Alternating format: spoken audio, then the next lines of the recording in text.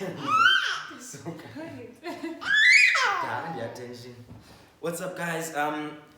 Hope you guys are having a great morning. Hope your lockdown is lit. I hope everything about it is good. First and foremost, just to break the ice, I think we need to explain to you guys why we have a mattress and a couch in the same space. This is something we do. It's almost like our little way of camping during this lockdown period. So we kind of like literally camp where we take the mattress from the room, we bring it to the lounge, and we watch TV the entire weekend from Friday night until Sunday evening as well. So that's our way of kind of just like changing things up. Because one week we'll probably like sit out at the balcony, have kind of a party vibe, and then when Auntie is out of the house, and then it's just the three of us, we'll literally sit in the lounge and enjoy ourselves and just watch TV or series or YouTube or anything like that. So yeah, hope that explains this situation. And then just to explain who we are, what we're about, and why you guys are supposed to be watching us right now. My name is Oras Mampofu. I'm an actor. My partner will introduce herself, and then we'll introduce this little buddy. I'm an actor, I'm an inspiring philanthropist, I'm an inspiring businessman and producer as well. I've been in the entertainment industry since 2014, and then since 2014, and it's been history since then. My name is Oras Mampofu, I'm from the Eastern Cape as well. Yeah. Like, how do I come after that? Yeah, come on. My name is Bianca Carmichael. A lot of people actually wonder what I'm about, So I actually work for an HIV institute with also does research, and I'm a program manager, a data program manager. So I work with numbers. But I am also an aspiring motivational person and also an aspiring businesswoman. But you'll get to know me as we chat some more. Exactly. Yeah. So we're going to get pretty intimate, guys. We're going to get pretty intimate. And I think the first place that we should start this with is to explain why we're here, what we're about, and who we are in terms of as this couple. Oh yeah, almost forgot this one. This one is Aria Carmichael Mampofu. You say double barrel for now. We'll try to see if we can fix that. I think we should actually make that a subject as well. What? About the whole child surname thing when you're unmarried? Yeah, exactly. Yeah, that would be interesting. So this is our first daughter and our only daughter and our only child. She's 1 year, 3 months right now, and she is literally the light in our lives. Yes. Yes. Yeah.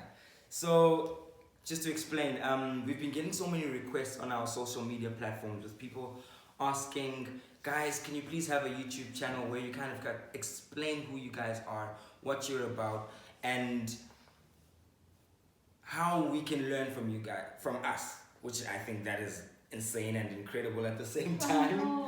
But we figured since we are public figures in some way, we kind of owed it to them, being that they felt that we were someone who was an inspiration to them, to kind of give them an insight into our experience, to show the vulnerable moments and the vulnerabilities of our relationships, to show the challenges that we experience as young Black love, to also show the things that we look forward to, the aspirations that we have, the things that we're excited to kind of like accomplish and experience together, and also just give an insight on how our love has been, excuse me, how our love has been from the first day we laid eyes on each other until now, and then from now what it is we see for the future. I think the intention with this is to kind of really open up. Yeah, and just share our experiences around love, guys. It's like love is not an easy thing in this new age. There's a new game about it, So just trying to figure yourself out in the middle of love and figuring yourself out as well. Sometimes we won't even be speaking about ourselves. We'll just be talking about our opinions about controversial subjects. Yeah. you know, to see like I might actually get to know you better even with this. Yeah. Good life. Good life, guys. I mean, you must just accept. You must just accept. This is like what we're. So yeah, I totally agree. I totally agree with that. I think we're gonna be talking also just about the challenges that young black people face in love right now, the insecurities that we have, the fears that we have. You know, because of the generational issues that we've faced. You'll find that the family the family unit has kind of been distorted in many ways, and that's one of the views that I carry as well. And I think we'll delve on it on another day. But based on that, we don't kind of have a tailored way or a way that kind of speaks to us as the black community and the young black community that is in love to say what works for us. You know, we've always kind of created a mosaic that fits either the Western view or either the Eastern view. Can I just get this? Okay. Or either a controversial view that's kind of like literally on its own tangent. Yeah. You know, so it's gonna be nice to have some discussions. We hope you guys can engage with us. Comment below. Tell us if this is something that you'd be excited and what about. You'd like to know about. Yeah, you know what you'd like to know about regarding us, regarding black love, or the issues that you feel that you face around black love. You know, there's so many things, guys. Sise Eastern Cape. Eastern Cape. Swaziland, Ubianka, and we have different views of who these people are. You know, you know, we have our own reputation, you know. So these are things that we wanna talk about, you know. But to our closer guys cheat, or closer women are all about just money and, you know, being gold diggers and so forth. We want to talk about those things and how they impact the notions of love or sustainable black love. Because guys, at the end of the day, we need to fix this thing. We need to figure out what works for us as a community, as black people, what brings us life, what brings us fulfillment, and what allows us to be able to coexist in the best way. Yeah. Okay. So I hope you guys are keen. You want to talk about how we first met? Are we doing that? Oh, we're still introducing ourselves. No. How do we first meet? I remember it like it was yesterday. So like we were out, and I was out with my friend at that time, and you were out with quite a few of you guys. Yeah. And I was at the bar because like. Do you want to explain what you were going through, what your experience was? Just the backstory is like what really. So, when I met you, it was actually the Easter weekend. Yeah. Yeah, and I remember the Easter weekend I always go home. But that year I didn't go home for the first time because I was just going through such a tough time, like mentally. I was so depressed, like I was in the pits. And I actually didn't even want to go out that night. My friend forced me because she was like, I'm not going to leave you alone. You know, you've been crying about the fact that, you know, you something's wrong, but you don't know what's wrong. And I can't even tell you what was depressing me, but I was just in a very dark place. You know. So it's a possibility you and I would have never met if like I didn't come that night. Do you want to say what mental space you were in? Were you with someone that night?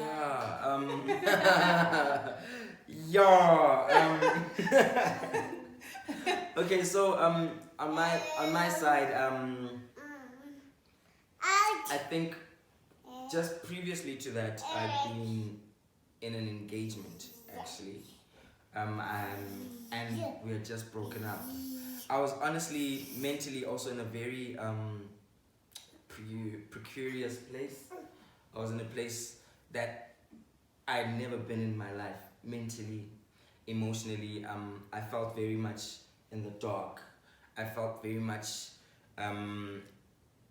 like finding my way. Sorry, like finding my way into the light by entertaining myself. Finding my way into the light by like entertaining myself. So I'd be out a lot. I'd be partying a lot. I'd be with friends a lot. You know, to kind of distract myself. I remember that time I was just coming back from Cape Town. From shooting. Yeah, I was shooting in Cape Town, in Goma at the time, which is a South African mini-series. And previously to that, I was in Joburg for a day. Previously to that, I was in California. I was in Hollywood. My bad. I was in California. So I was in California for like a few days before that. Previously to that, I was shooting. And around that time, I was also going through like a heavy breakup. So like my mind was literally all over the place. Like I was so scattered in my mind. I was feeling so confused. I was also just feeling numb in many ways. And I was just like, dude, I'm going to just party my way through this whole situation and try to get through it in the way that I know how to. And I think it's one of the subjects that I think we need to talk about, how the toxic ways we kind of deal with the issues that we face. Like if you're going through a breakup, it's like, damn it, you know what, I'm gonna party, I'm gonna drink my sorrows, and you don't kind of deal with the proper issues.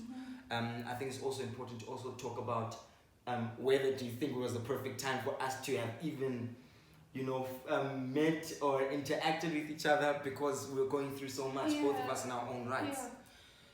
So I just landed back in Johannesburg, and I think it was like the first few weeks back, and I was partying with my friends. Even that night, I ran into someone that I was interested in, and we were partying together. And then, lo and behold, Bianca walks across the room. Consider her like this beautiful yellow bone. You know, she looked like she made this mixed race girl even, you know. I was just like, damn, who is this girl? That time, the lap of So she goes. I see her across the bar. I think she eyed me for a second as well. I don't know. I don't remember this part. I think she eyed me. But anyways, I see her from across the room. I'm like, okay, damn. She was with her friends and some other white guy. So in my head, I'm like, that's probably the guy. Hold on, I'm gonna explain it from the way I experienced it. Okay. So I'm like, she was with this white guy. So I'm like, no, you know what? I'm gonna go there just to check if she's with this guy. But it looked like they were like kind of together in my mind. Maybe it's because I was expecting that a beautiful girl like this would be with someone. So I walked across the room, you know. I get them like, hey girl. And then she was like, hey, what do you want? And then we kind of ended up kind of interacting in that way. We didn't give it too much mind, because I think I went back to my people. Yeah, like and then that. I came back. Like, so the white guy situation was that we were standing by the bar, like that's where we were drinking from, because you know that place is quite crowded, like you know. Yeah. So me and my friend were drinking from the bar, and then there was another group of friends that were drinking next to us, and they're like, yo, like, do you guys want shots? Let's, you know, drink together, whatever. So that's how we all ended up. Oh, so he was even shooting the shot. Everyone was just trying to like the shot. You know? Okay.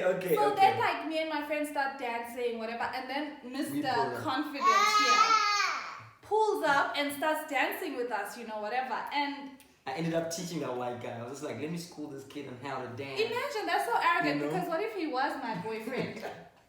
You were killing his confidence. You know, but we had a good time. We ended up talking because we went to the dance floor. We came back, and then you had to go. No, he's skipping a part. Really? Very, very, very weird part.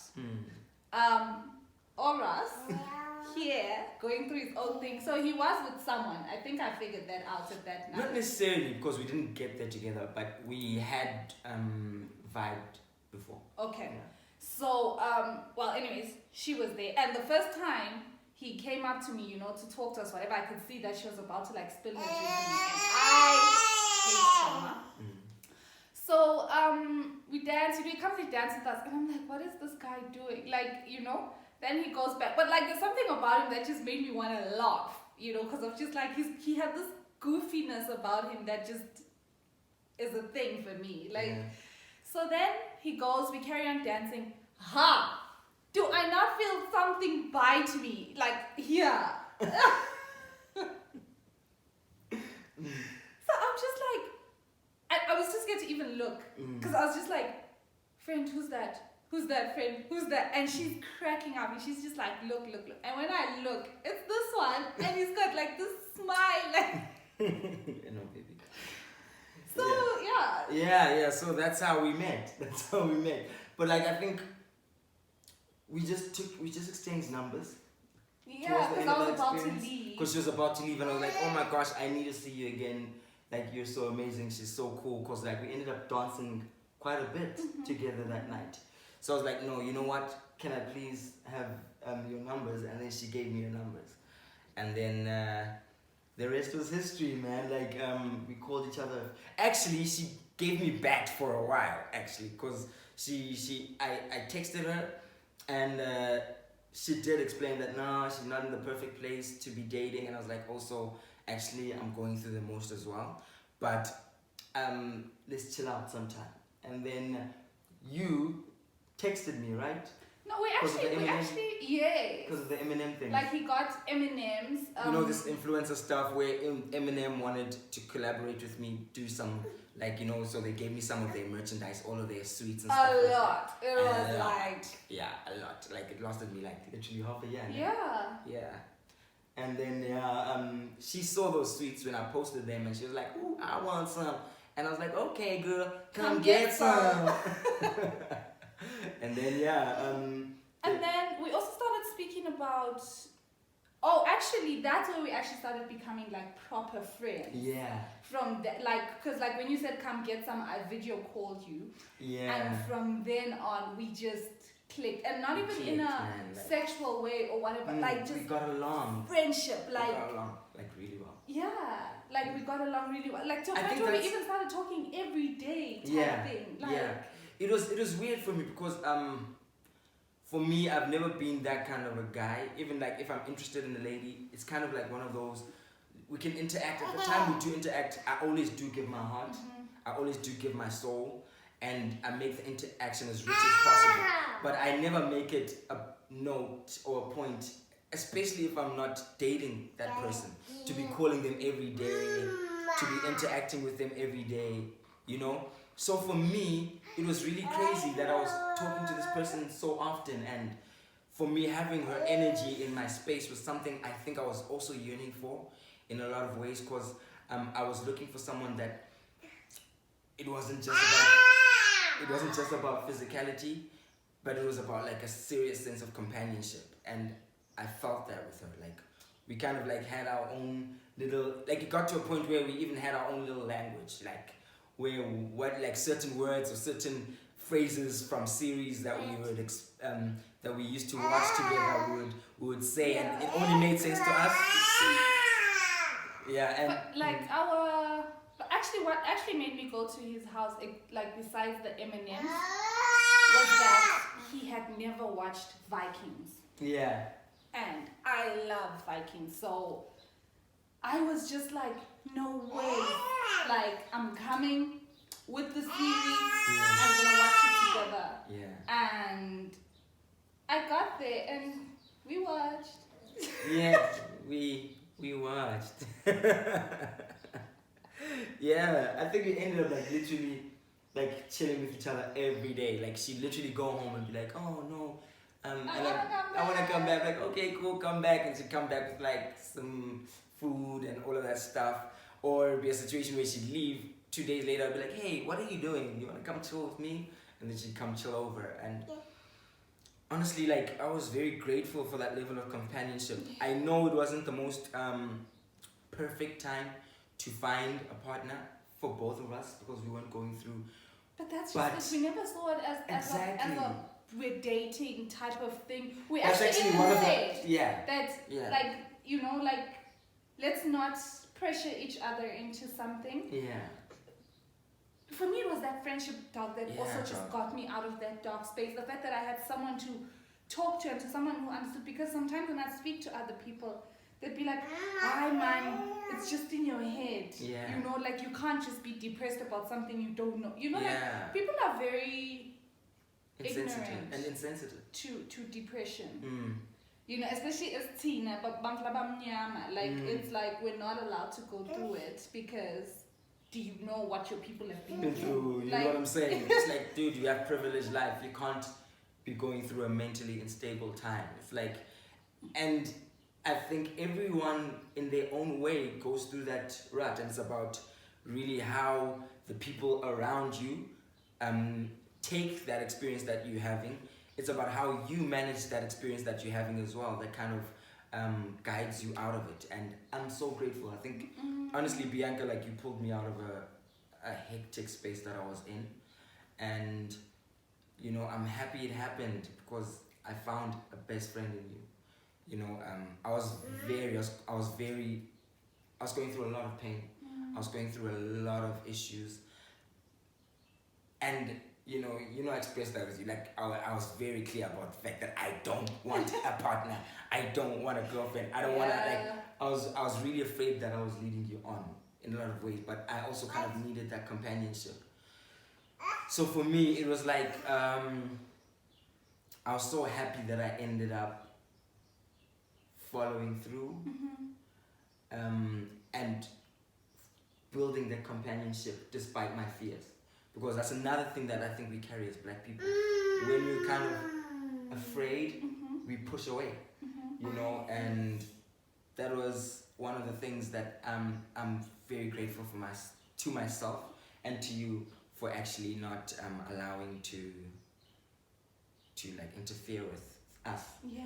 So yeah, guys, I think we've spoken enough for today. Like it's been like 20 minutes. I think we've spoken enough for today. So, but next week maybe we can talk a bit about, you know, just the little adventures we had in building our relationship, the memories, the moments that I'll always treasure and that we'll always carry together.